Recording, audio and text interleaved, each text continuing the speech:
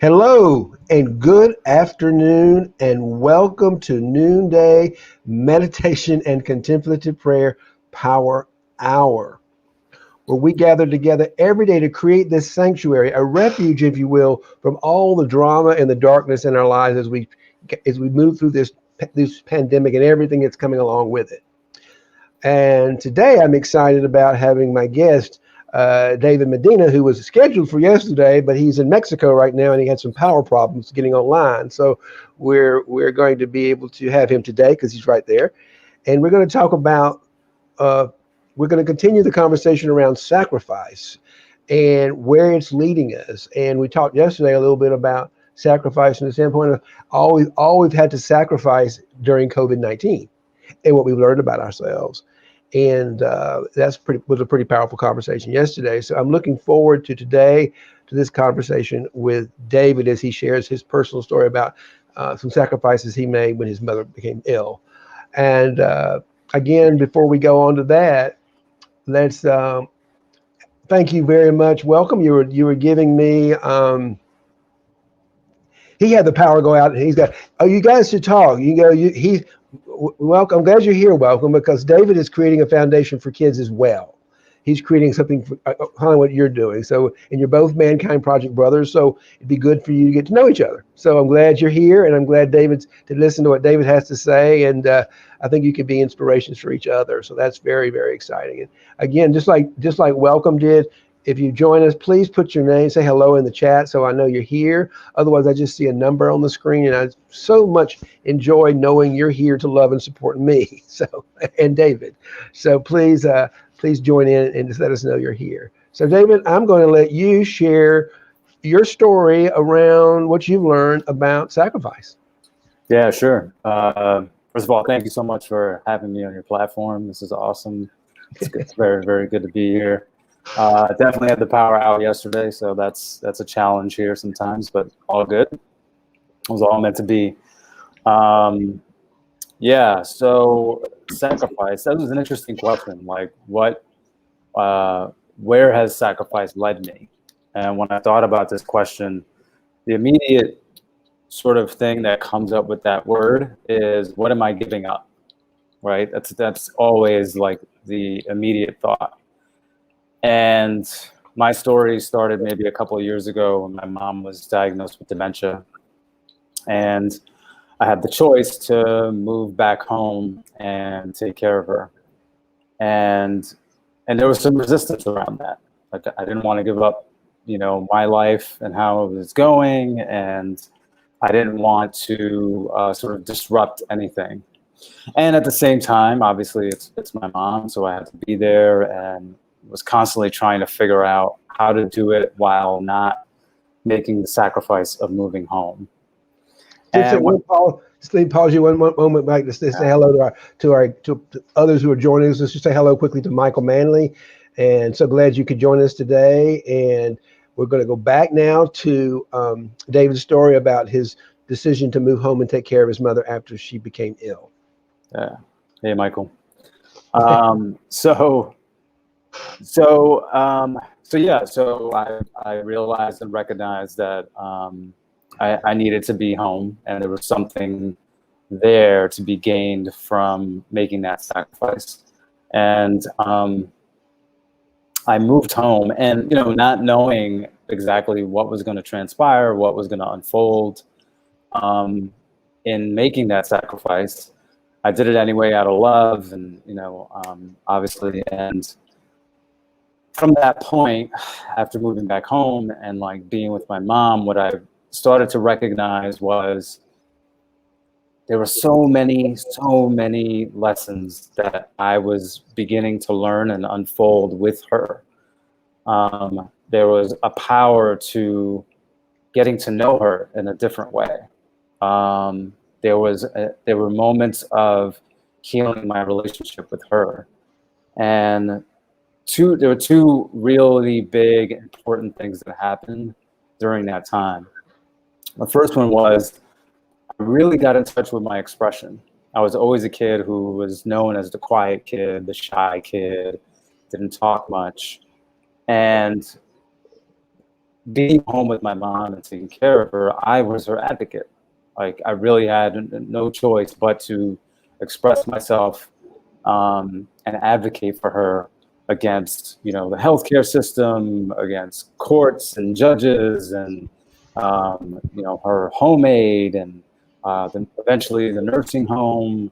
So it really put me in this position of really exploring my expression and who I am, and really breaking down this story and this idea that I was this quiet and shy kid, and I couldn't really express myself out of fear of someone's reaction, of how people would respond.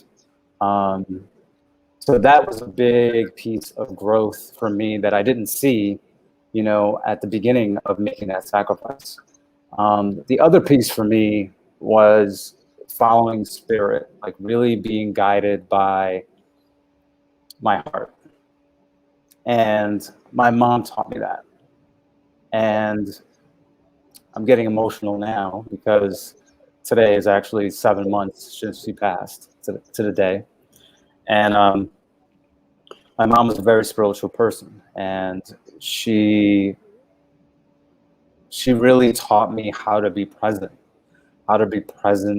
to people, how to be present to what she needed, how to be present to conversations, and to sort of be in the space of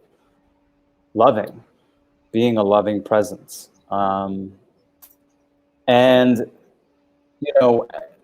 those are the two main components that happened for me that I did not see in making that sacrifice. Like I said, we can always say, like, what am I giving up? Oh my God, like this is going to be terrible. And it's really, what can you gain from sacrifice? That's the question to ask. It's like, what can I gain from making this sacrifice? What is this moment here to teach me? And I am so incredibly grateful for this sacrifice, because it has led me to, after her passing, and after sort of incorporating all of these lessons that she taught me, and I was sort of integrating in this experience, my world started to open up. And it really started to open up maybe a couple months ago, where I started to have this nudge and this feeling that I wanted to like travel, and I wanted to get out. And I was in New York, and there were so many signs pointing to get to Arizona. I'm someone who's an overanalyzer, overthinker, needs to plan everything. And there was a particular day that I was getting all these signs within hours. Like it was like a license plate, a phone call, like it was all these things that were happening like within hours. And I was like, oh my God, this is telling me I need to go now. And knowing who I am, I'd be like, oh, I'll go in a couple of months, I'll book a flight, blah, blah, blah. And what I did was I packed some things, I jumped in my car, and I drove west. Not knowing like where I was going, who was going to be there. And what was interesting to me was how everything unfolded from that point. Was there were people along the way who took care of me. Like I found a place to stay in Arizona from a friend. From there, my world sort of expanded, because for the first time in a long time, Arizona is a very grounding place. A lot of mountain, a lot of red rock. And for the first time in my life, I felt this groundedness and this freedom at the same time. And I was like so elated and excited about it. And then again, I 3 weeks into being in Arizona, I was planning my route back home, back to New York. And I get a phone call. And there's a friend saying, hey, we're going down to Tulum, Mexico. And I'm like, okay, let me sit on it for a bit. I got in my car. As I was driving, there was a car in front of me with a Mexico license plate. I called her and I said yes. Now, the only thing was I didn't have my passport. So I left my car in Arizona. I flew home to New York, got my passport, and then from New York came down to Loom. And I've been here for I've been here for about 3 weeks or so. And more magic has unfolded in being here. It's been interesting because more of the lessons around expression have come through. Like, I've gotten in touch with a lot of moments in my life that I haven't really looked at before, where my expressions was being shut down. And I had the opportunity here to heal all that and to really step into my own expression in a way that I've never experienced before. And I met one of my friends who came down. We realized that we were meant to like work together and empower youth and work with youth in some way. And we've been exploring and building together and supporting each other in that. And it's been incredibly, incredibly magical to see what that sacrifice that I made, a couple of years ago to take care of my mom has led me to. So this big opening of incredible expression, this big opening of being present to the world, being present to myself, and being just present to other people and how I want to move and operate in the world. And Right. for me, that's the ultimate gift that I received from making that sacrifice. Wow. What I'm hearing in that, and I love about the story, is the fact that in making this sacrifice, you discovered the divine presence in yourself. Mm. And when you discover that part within us, and I think that's what so many people are discovering, as we've all been sort of had to make a sacrifice because of COVID-19, whether we wanted to do it or not. All of our lives have been disrupted as a result of this. And so many of us, like yourself, what we're discovering is there's this divine presence within ourselves that's actually running the show. And when we discover that part, we're able to let go of our own sort of narcissistic agenda and allow that, because that's what we're taught. I mean, we all taught that stuff, and we don't know any differently. And so, but once you realize who you are, you realize that there's this divine presence in you that's actually running the show. You can get out of your way and allow it, and then all these wild and exciting things begin to unfold for you. Like now you're in Tulum, Mexico, and what I want to hear a little bit about, because you shared the other day with me about the difference between being in Tulum and being in Arizona. That Arizona was very grounding, and Tulum is an area that's mostly on water, and you're having to sort of find how to you form more of like an ephemeral type of existence. Can you talk a little bit more about that? Yeah, sure. Let's say hello to our friend Mindy here. She's a regular part of our noonday gathering. Mindy, nice to see you on this Friday. Glad you're here. And What happened?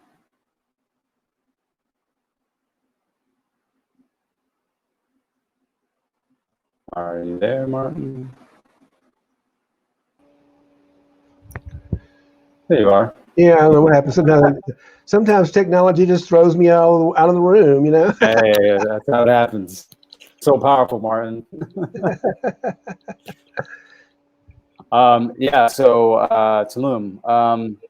Yeah, it's been an interesting experience here compared to Arizona, where, like you said, it's all water. So like, there's really no way to really ground. It's you really have to just go with the flow and surrender to whatever is happening.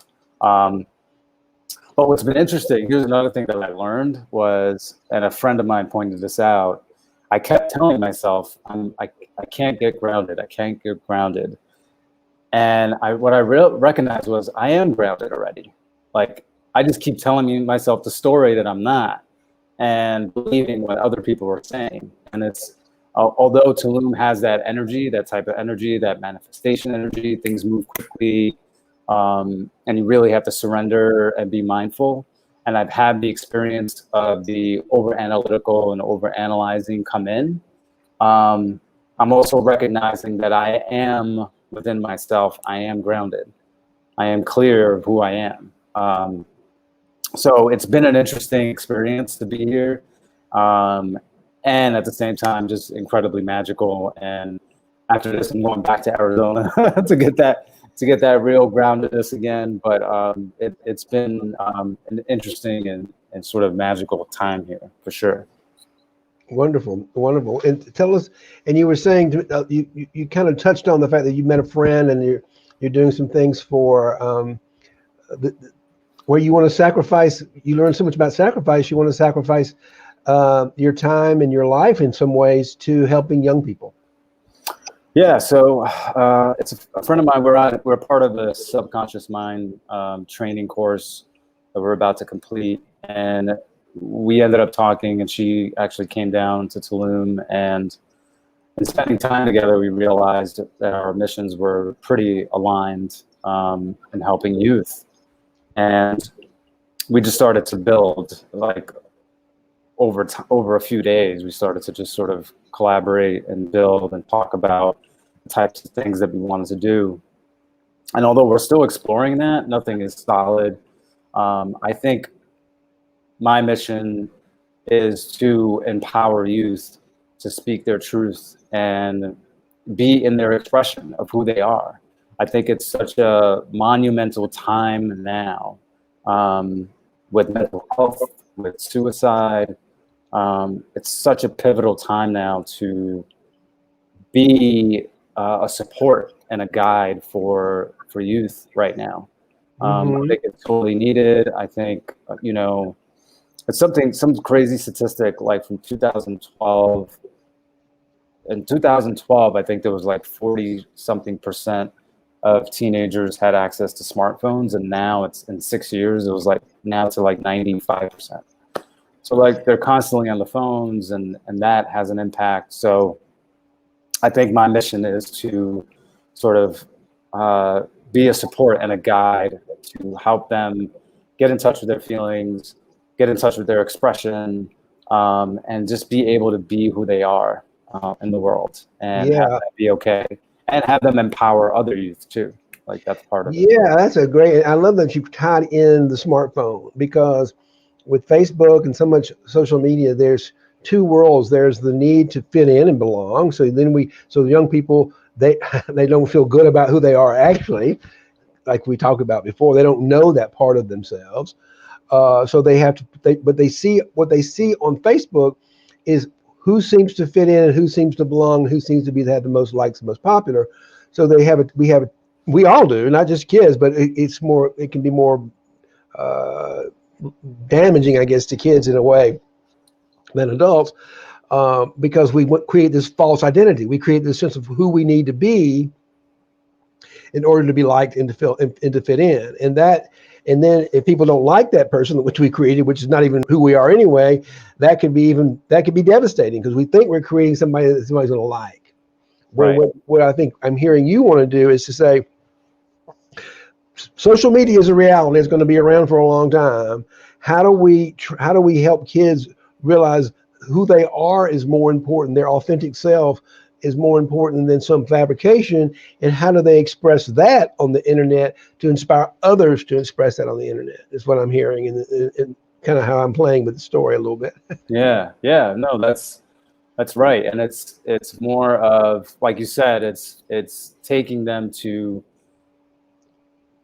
tap into themselves, like tap into who you really are outside of social media. Because it's all social media is it becomes this comparison game, right? Yeah. Comparison is just a thief of joy, as they say, right? So, so they're constantly comparing themselves. Oh, I should have, and they don't recognize and realize that it's having an incredible impact on their mental health. So I feel like for me, it's my mission to support them and guide them in tapping into who they are and making sure that they're empowered in who they are. And that way, if they are at all questioning anything, they can always come back to their center and recognize and realize that they have the power all along, Hello, Salim. Nice to see you joining us today. I don't know that you've been here before, but it's nice to have you here. And thank you for joining, and thank you for checking in. And this is my dear friend Numair. Hello, gentlemen. Numir was on here with me last week, and he's such a beautiful man as well. And he's doing some great work in the world. So thank you for being here with us again, Numir. And Melinda, kudos to you, David. Good work. Yeah, kudos. Thank you, Melinda. To give you a little history too, is that Mindy was one of my regular food captains at Ground Zero. That's how we got to know each other back in 2002 when I was running the food operation at Ground Zero at St. Paul's Chapel. And Mindy came in and she was like my regular, I don't know, she came in several days a week and sort of taught the volunteers. And she was a tremendous support to that operation. That's beautiful. We've been friends ever since. And there's Numir clapping his hands. Excuse me. Oh, I will sit. I've been trying to catch some kind of like a little bug in my throat, and a little honey tea is hopefully going to help me remedy that. Yeah, for sure. So let's pivot away a little bit toward sacrifices. The sacrifices you've made, and maybe they're part of this. It's all part of the same story because that's the world we're living in right now is COVID. But is there anything in particular about COVID-19 and the disruption in your life from that you've learned something about sacrifice from? That's a great question. I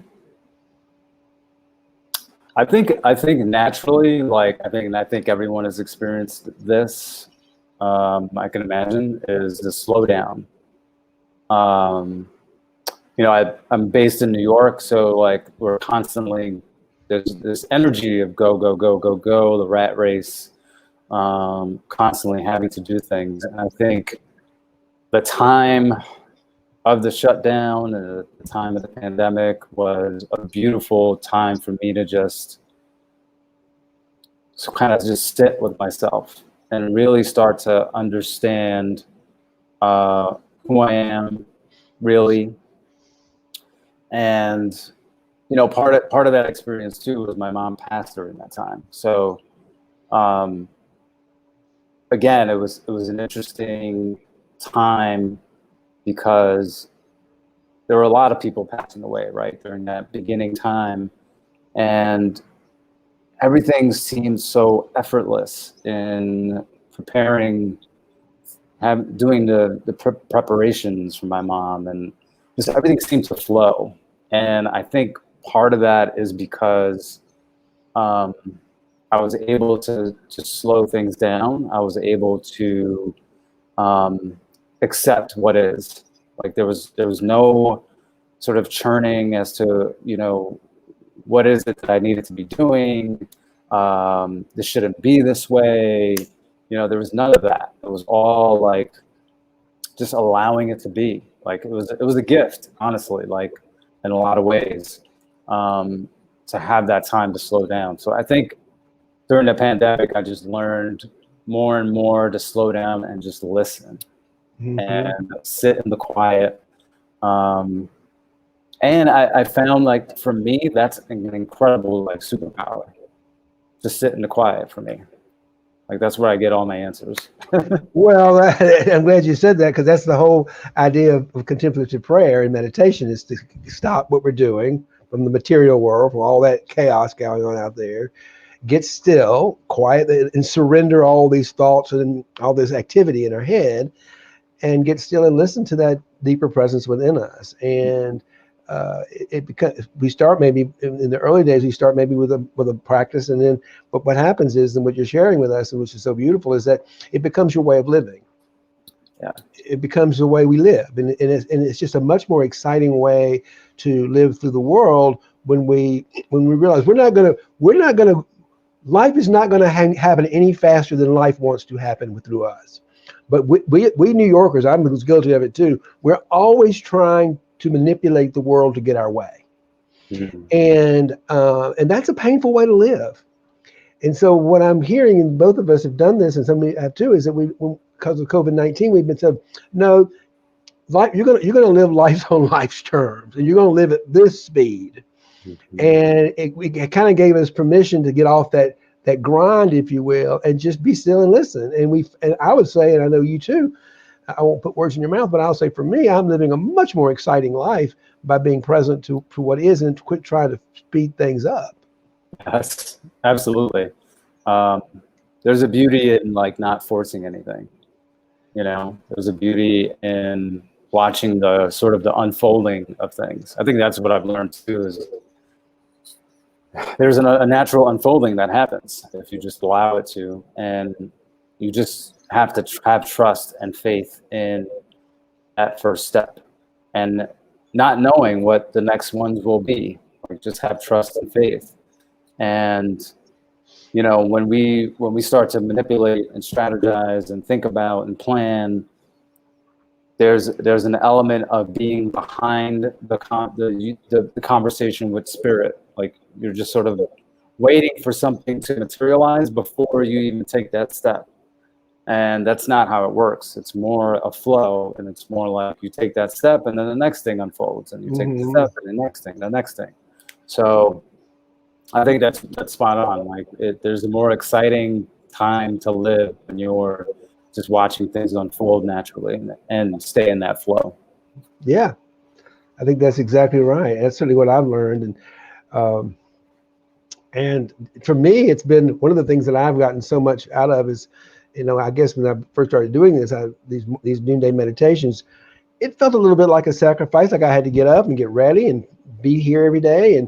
But I realized soon that, like you said, it wasn't a sacrifice at all. It was actually an opportunity to make a contribution and to share something that I care about and I love. And I've gotten so much joy out of just doing this. And I don't know what's going to happen with it. Right now it's what I do, and it's really beautiful. And people who come and join us, like Numair, and let's see what Numair's got to say. Patience is a virtue. Yes, that is a virtue, and within ourselves. And yes, and that's one of the things COVID has taught us, is we've got to be patient with ourselves, because life's not going to happen any faster than life wants to. That's the truth. I mean, we all kind of want this current darkness that we're in our country around the lack of leadership, of compassionate leadership and incompetent leadership, or particularly around this coronavirus. We've got people who are dying. And I'm not saying it's to blame anybody. I'm just saying that it could be less if we had people who were empathetic and compassionate and did their job from a place of with those attributes that really, I felt like they really cared about us. Right. And but what gives me a lot of hope and excitement if I start thinking about that, which make me feel kind of bad about things, then I've been thinking about, wow, what's happening too is that the seed has been planted for some really good, competent leadership in this country. Joe Biden and Kamala Harris are great examples of what I would call compassion. I mean, empathy, and they're trustworthy. They tell the truth even when maybe a lie might be more comfortable. I mean, this is the kind of leadership this world needs and this country needs, and that's exciting. But it's not happening any faster. I mean, I want the second to get over here and get him elected, and then I want to get us over into January. But I'm afraid I got to wait on life's terms to get us there. And I think we're going to learn some really important lessons over the next few months. I really do. I don't think it's going to be a cakewalk between now and the time that he gets inaugurated, but I think we're going to learn a lot, and we're going to learn a lot about ourselves and just how resilient and what loving people we truly are. Mm-hmm. That's important. I feel like we can get caught up and lost in sort of the political game and the media game. Mm-hmm. But I think it's important to recognize how important we are in all of this. And if we stay within ourselves and we stay in the space of love and compassion for each other, things will unfold, and things are going to probably get tense, and a whole lot of stuff may happen. But I feel like at the end of the day, this may sound corny, but love is going to win out. Yes, it is. It Yeah. always does. It always does. Because love is the creative power of the universe. And it is creating, and fear and and drama and all those negative, which is the negative of the light, by the way, that's always destructive by its nature. And I often will say, let's don't blame the darkness for being dark. It's nature.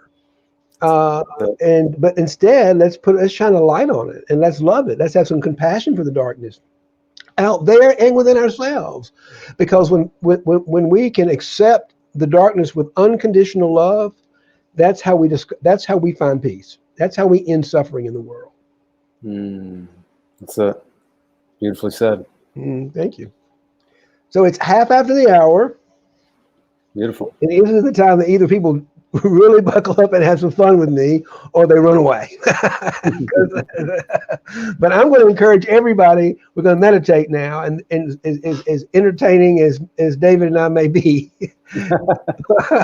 there's an inner voice in you. There's a divine presence in you, and we're going to get. And that's more important than my relationship. I want you. The point of this whole thing is to help you and help people who come together to develop that intimate relationship with the divine within themselves. And the way we do that is through prayer and meditation. And the kind of meditation we do and the prayer we do here is called centering prayer. And it's an act of just stopping and letting and getting still and letting go, surrendering all those beliefs, opinions, and thoughts, everything we think we know, we don't know, and just letting all that go. And then we listen, and you'll be surprised. All of a sudden, this 30-minute sacrifice we're going to make for something bigger than ourselves will begin to open up, and we'll begin to hear that, just as David has expressed so beautifully here today. We all have that presence within us. And so my encouragement is please stick around for the next 20 minutes and listen to that so we can together collectively listen for that divine presence to guide us through these dark days. Okay, so I'm going to turn off. I'm going to get the insight timer on, and I'll get ready to guide us through this meditation. So we start by raising our hands in the air. And we just do that. I want to wake us up to that life force in us. It's the life force within us that raised our hands. And just feel the electricity, feel the energy in your fingertips and in your toes. Embody that spirit, embody that presence within you. We're alive, awake human beings, and let's celebrate that. So now put your hands in your lap and let's sit up tall and proud, loving human beings who are making a tremendous difference in the world simply by being quiet and listening for the divine presence to guide us to the next step.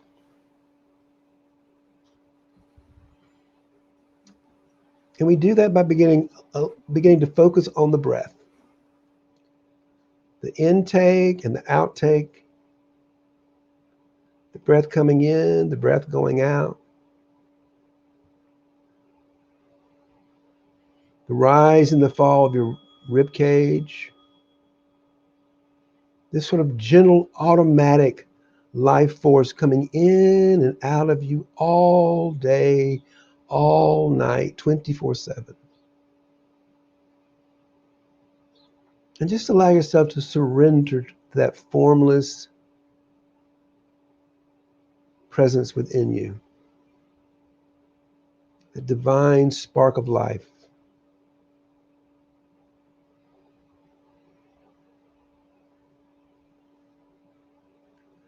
Allow yourself to let go of any thoughts, any opinions, any judgments, any stories that you might be carrying about me and David, about yourselves, about our political leaders, about the world. Hold on to nothing. Let it all go and fall back into the love of who we are, to that natural, authentic state of unconditional love. And as you fall into that, don't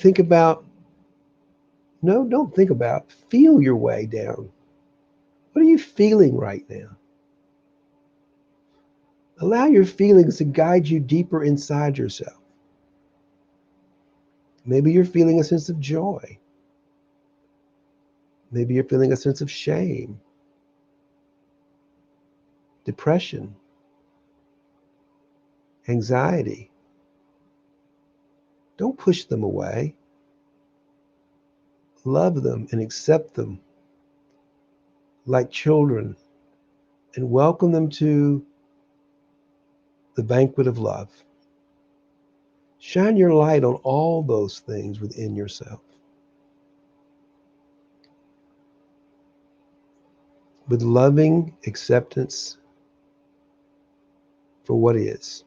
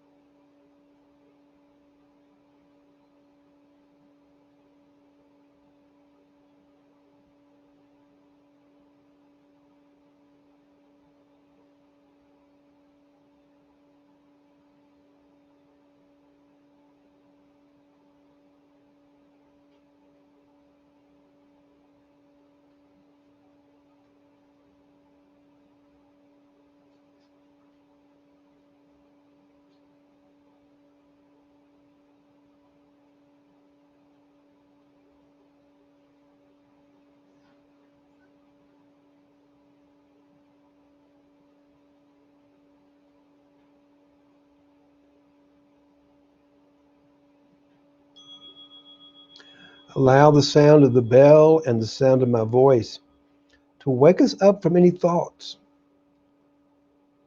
and reset and let go and fall back into the sweetness of unknowing, of letting go of control.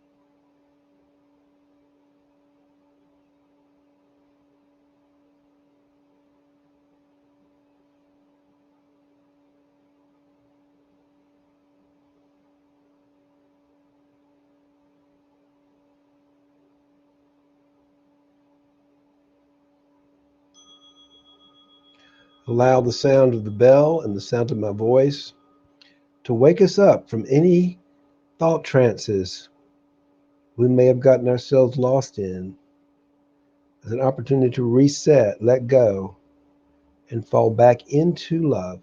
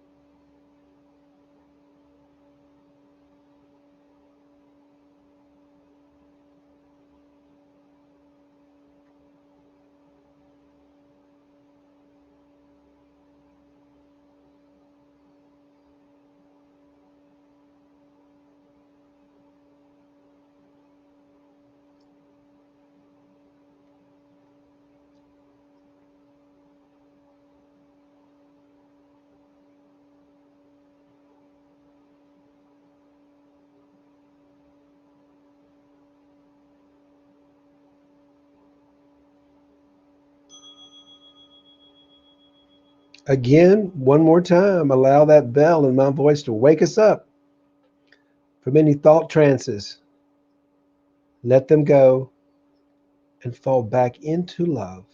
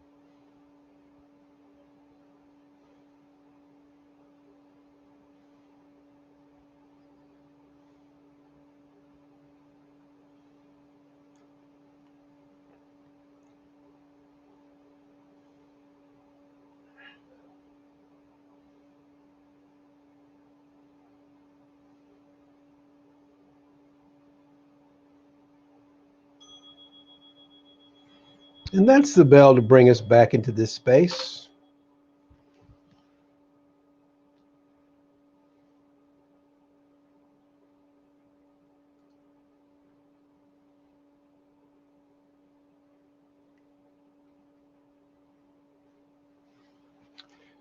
And when you're ready, anything you want to add to our commentary? How you feeling?